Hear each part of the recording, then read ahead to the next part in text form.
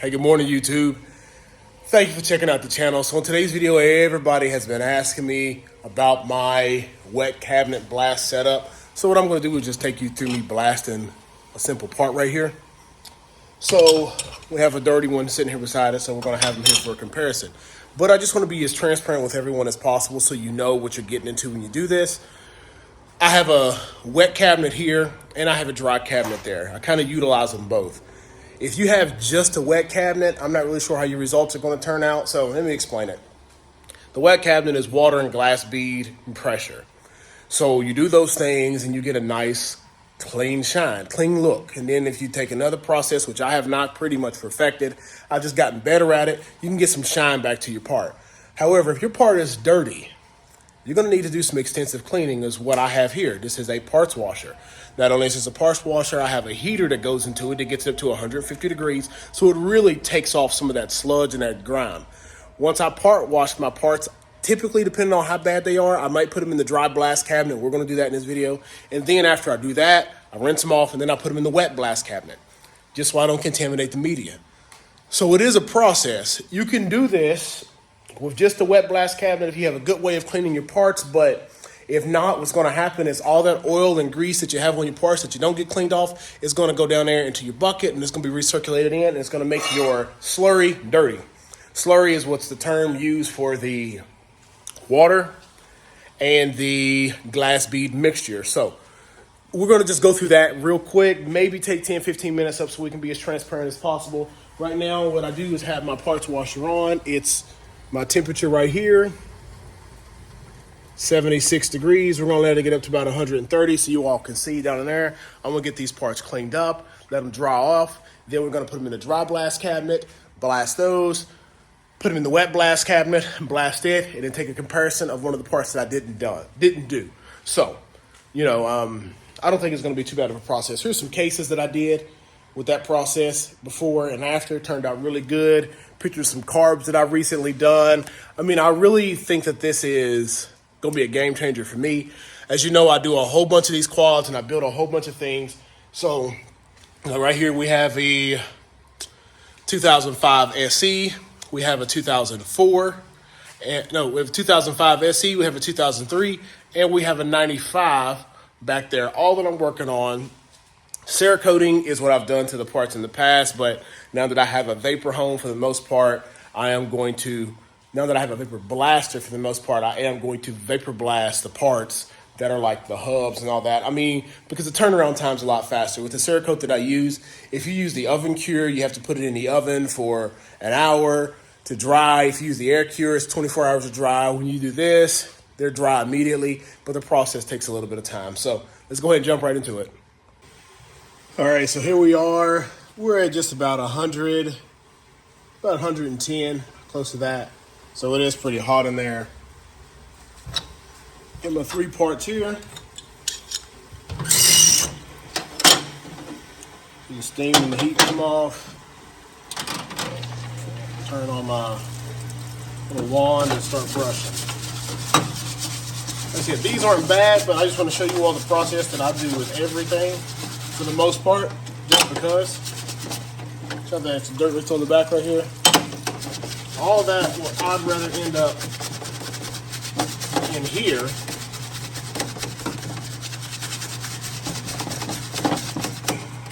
than end up in the water.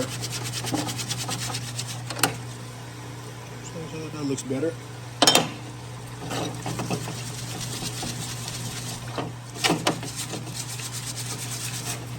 Once it gets up to 150, you can barely even stand it.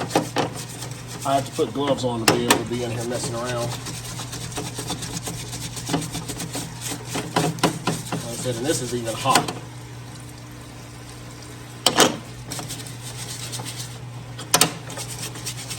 Depending on how much of a hurry I'm in, I'll put these inside of my oven for like 5 minutes just to let them dry out. And like I said, here's the other one. So, I also have another little brush in here.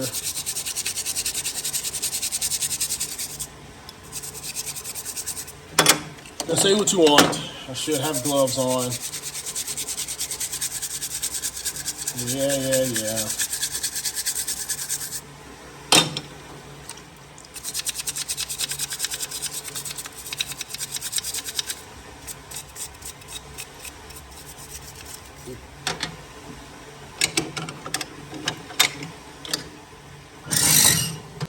And I keep a rinse bucket here. Parts that are in this bucket. For the most parts, if I have hardware and things like that, and these parts, as you'll see once I get done in the glass bead, I'll take them in here and rinse them out and then be done with them. But let's let these dry, get them into the dry blast cabinet. All right, so we're gonna be getting these parts put into the dry blasting cabinet. So if you're not familiar with it, just showing from prior videos, I do have a Harbor Freight 100-pound hopper down here. So feed goes in, air goes in, and then you control the media down here with a foot lever. I have a huge hose going into the side of the cabinet, and that is it. I got rid of the whole setup from them because I couldn't get it to be consistent, and then it was just like everywhere, so I didn't like that. It is sealed up with just some silicone, 2 different sleeves, who cares. I drain it through the bottom, but I put my parts in through the top. On top right here, I have a 20-inch light bar, and I have a 12-volt power supply from a computer bank. On the side, I have it running down to a rigid vacuum. All of it's all loaded up on a surge protector. So when I click it, the light comes on and the vacuum is on. So I just want you to see me do that. We're gonna go ahead and get these parts in here and get them blasted.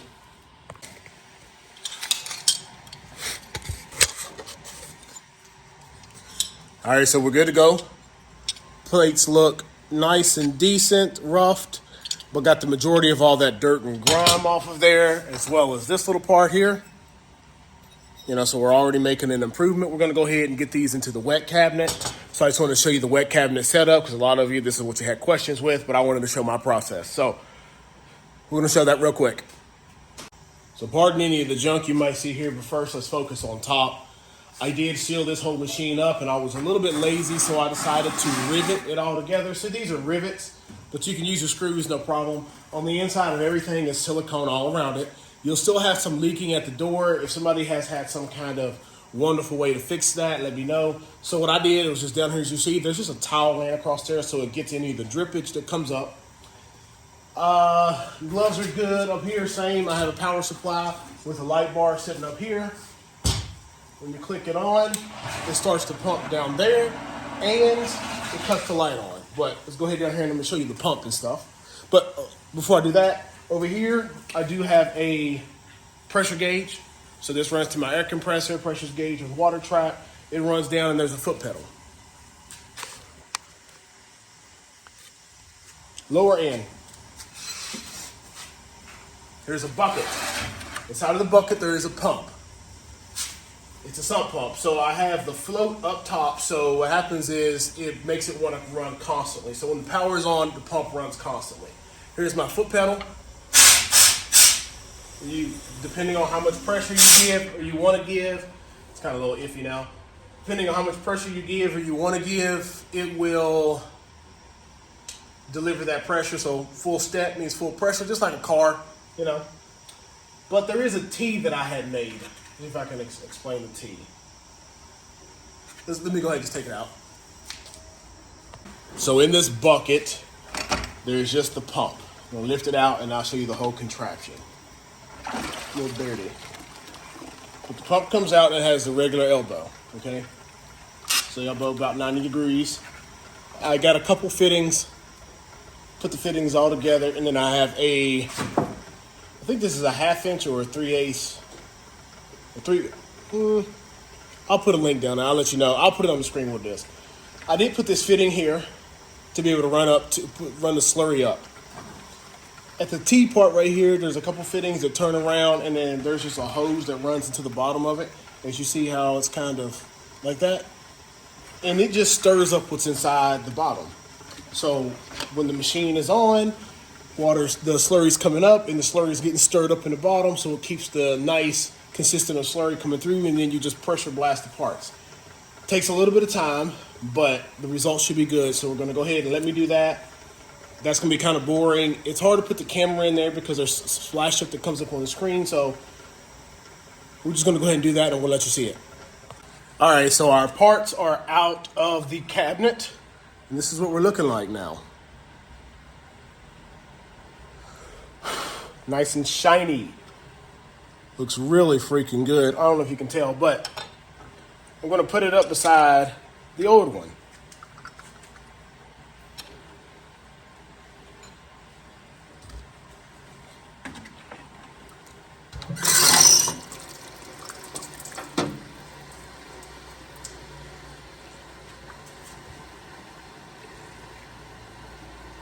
Crazy difference.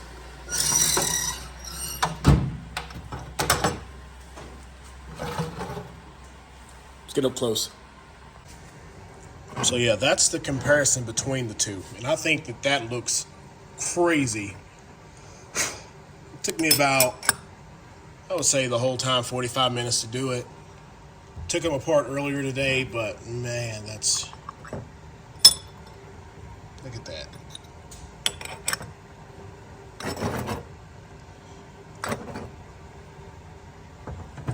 Flip it over on that side. The other side, what we'll have here is the other side that's still, you see they're still wet right now. So I literally just took them out. That's crazy looking. Have new hardware in the mail that's going to be coming. This right here is going to have to be reused, obviously. But I need to make sure the electronics and everything look good in these. But anyways, that's not what this is about. This is about the cabinet. Yeah. All right, so that's pretty much it. You saw the parts. They look absolutely wonderful. I could not have asked for anything better. Now, like I stated, I'm not a professional, but I'm going to hold those cases up just so you can clearly see them a lot better. But yeah, these are the cases. Kind of after I did this and then before. I mean, you can't state that there's no big difference.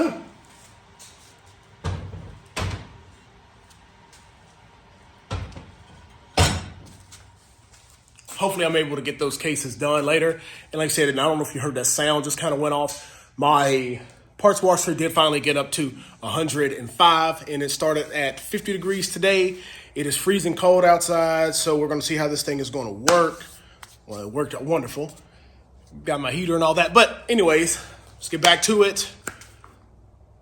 Shout out to a couple people. I don't know enough about this to really give you all any pointers. I am blasting and doing my initial cut at a high pressure, and it creates a lot of, rain out and stuff like that. A lot of, you can't see real good. Especially if the part's flat, you're good, but if it has any kind of edges, it hits that edge and shoots back up everywhere. But it is what it is when you have a budget blast cabinet. I know some of the other ones that are high dollar, the cabinet isn't, you're not looking down at it. It's more facing straight on, so that kind of helps with a wiper. I am going to look at putting some kind of wiper or something in this one. But I watched a lot of videos from MX Revival. I reached out to Tony Stunts. You can follow him on Instagram. They give me a lot of good pointers. I've read a lot, and I cannot not give credit to the guy who put the original video out of how to build this, as the link will be in the description because I can't remember right now. I did follow his video pretty much to a T. When I did get to Ace Hardware, I used a couple of different fittings, but overall, it works great. Trey Builds, I think he gave me a pointer on the gun because he also has one. So I just want to give a shout out to those guys who pointed me in the right direction of what to do. And I'm just going to get better with this craft as I go along. But if you enjoy this kind of content, hit that like button and subscribe. The next video hopefully is going to be having the 2005 SE Banshee as a roller. And then we're going to be starting working on the 95 or getting stuff powdered for the 03, one of them. I got a whole bunch of stuff going on. But that's it. If you're interested in more content like this, follow along with the channel and we'll keep it rolling to you. All right, before we close it up, one of the final things it is my air compressor. It's a little dirty here, but it is a DeWalt. The part number is DXCM CO1. It is a single stage 60-gallon air compressor at 11.5 SCFM. Gets to 155 max. Now, this is not necessarily what's needed to run the soda blasting or to run the vapor blaster. It is what's necessary to run the big dry blaster. So, as I stated, right here with the hopper, this setup is what I use first. Well, this is what I use first to clean it. As you see there, the case half. This is what I do to blast it, dip them in water, clean them out. Then I go to here, and we're going to do one final run through. All right, air hose hooks up to here to my regulator. Regulator goes down underneath to the inside set of the foot pedal. Foot pedal goes up and around to the outside and goes into the cabinet to the gun.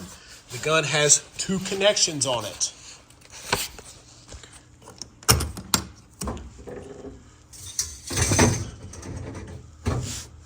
One connection for air, one connection for slurry. When the power is turned on, up here with the switch, the light bar goes on. Light bar is on. You see slurry is coming out.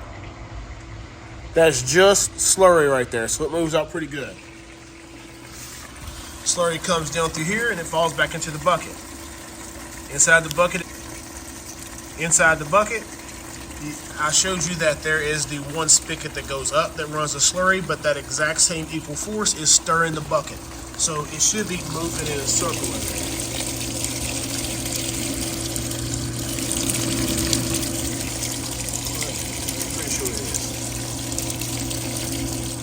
But that's just the last one I wanted to show you all. But that's just the final glimpse that I wanted to show you all, because I know a lot of people have had questions and want to know what my setup looks like. So I hope you enjoy this kind of content. Hit that like button and subscribe, turn on the notification bell. I know you heard that once, but that's the second time you're going to hear it. And watch this video. So anybody who asks me about this, I'm just going to send you the link. Hopefully you'll watch it and I don't have to answer too many questions. The media that I used is, I think, a 170 to 300 ultra fine, and that's where your shine comes from according to everyone else. Like I said, I haven't been doing this long enough, just learning, and I'm really happy with the results that I'm getting. Let's go. I wake up to a little bit of drool on my pillow, feel like it's gonna be a bad day. Yeah, I'm tired of shit, and the coffee ain't hit yet, damn, ain't that great. I don't wanna go to work, cause my boss is a jerk, and I'm not even that paid. I need a change in my life, cause I don't feel alive, and there's nothing that makes me happy. Hold my beer for a minute, I'm about to quit my job, cash in for a ticket. I'm going on a trip and I don't plan to visit. I'm gonna stay there till I feel like I'm winning, and this is just the beginning. I need a big change, help me feel like living. I need a big swing, home runs.